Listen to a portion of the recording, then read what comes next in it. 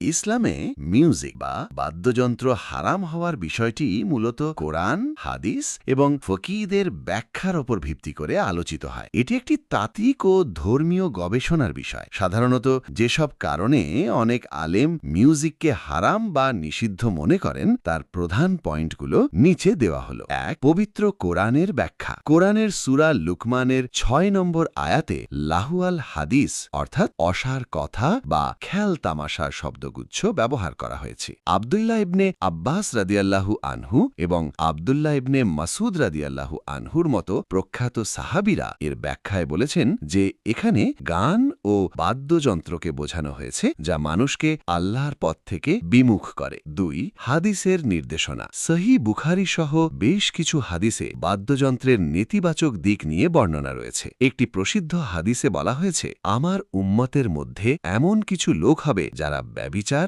রেশমি পোশাক, মদ এবং বাদ্যযন্ত্রকে হালাল মনে করবে। এখানে বাদ্যযন্ত্রকে অন্যান্য নিষিদ্ধ জিনিসের সাথে উল্লেখ করা হয়েছে বলে অনেক আলেম এটিকে হারামের দলিল হিসেবে গ্রহণ করেন। ৩.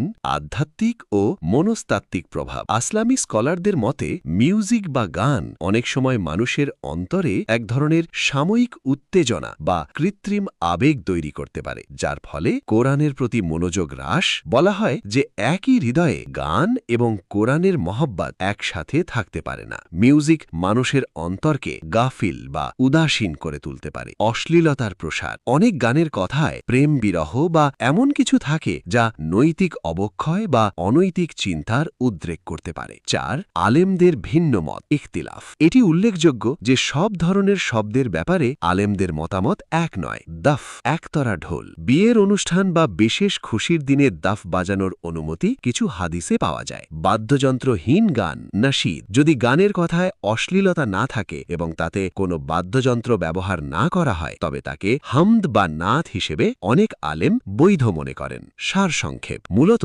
বাদ্যযন্ত্রের ব্যবহার মানুষের আধ্যাত্মিক একাগ্রতা নষ্ট করে এবং ইবাদত থেকে দূরে সরিয়ে রাখে। এই আশঙ্কা থেকেই ইসলামী শরিয়াতে একে কঠোরভাবে দেখা হয়েছে। তবে বর্তমান যুগে ডিজিটাল কন্টেন্ট বা নাশিদের ক্ষেত্রে বাদ্যযন্ত্রের বিকল্প যেমন ভোকাল এফেক্ট ব্যবহারের প্রবণতা বাড়ছে।